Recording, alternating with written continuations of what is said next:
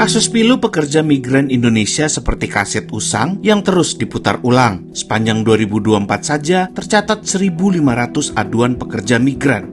Kasus itu mencakup kegagalan berangkat kerja, gaji tidak dibayar, hingga pekerja yang hilang kontak. Salah satu penyebab timbulnya masalah ini adalah pemberangkatan non-prosedural. Kehadiran Kementerian Perlindungan Pekerja Migran atau BP2MI yang fokus mengurusi PMI diharapkan mengatasi problem tersebut. Apalagi PMI menjadi salah satu penyumbang devisa terbesar bagi negara. Terlebih lagi, PMI juga harus dilindungi.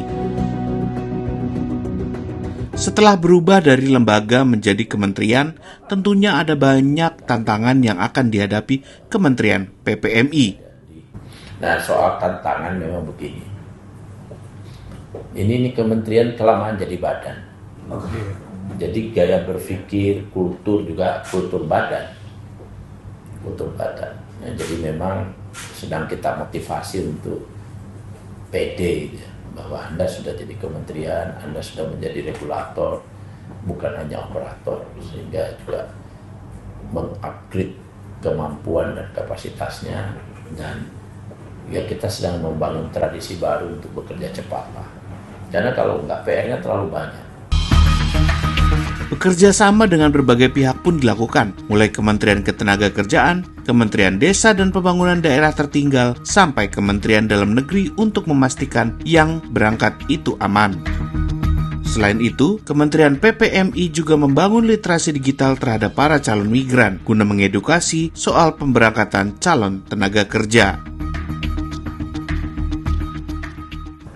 Karena 80% pekerja migran kita itu adalah domestic worker. Pendidikannya SD, SMP, Pak, mayoritas. Jadi kalau kita bawa langsung digital itu juga problem. Kalau dia itu SMA ke atas, mungkin sudah bisa kita dorong ke istilahnya berangkat secara persorangan. Makanya kita tetap harus pakai pemberangkatan, kalau nggak lewat negara G2G atau G2P, maka P2P. Tata kelola penempatan dan pelindungan pekerja migran Indonesia akan semakin terbuka dan transparan kepada publik.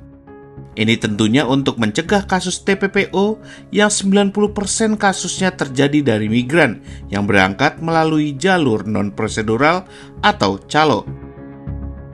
Saya pengen memastikan tidak banyak kasus. Nah, caranya harus balik lagi. Kita pastikan semua orang yang berangkat harus prosedural. Yang kedua, sekarang lagi saya kunci di perjanjian bilateralnya. Jadi perjanjian bilateral itu yang lama-lama itu ada beberapa ya yang menurut saya tidak terlalu apple to apple merugikan kita. Kan semangat perjanjian bilateral itu harus mutualisme, simbiosis mutualisme, saling menguntungkan. Nah ini sekarang kayak Arab ini mau saya buka nih. Mungkin Maret ini saya tanda tangan MOU. Saya kunci satu gajinya harus 1.500. Tahu nggak, padahal orang, maaf ya, negara Bangladesh, India, Filipina, mau dibayar 800. Saya paksa, saya nggak mau tanda tangan kalau tidak 1.500. Yang kedua harus ada asuransi yang cukup, coverage-nya menyeluruh, baik itu tenaga kerja, kesehatan, dan jiwa.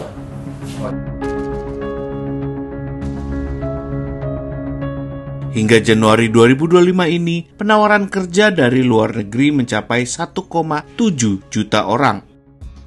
Rata-rata dari Malaysia, Hong Kong, Taiwan, Singapura, dan Uni Emirat Arab. Arab saja membuka lowongan untuk 600.000 pekerja. Tingginya permintaan lowongan pekerja dari luar negeri ini diharapkan mendorong kontribusi pekerja migran dalam pertumbuhan ekonomi.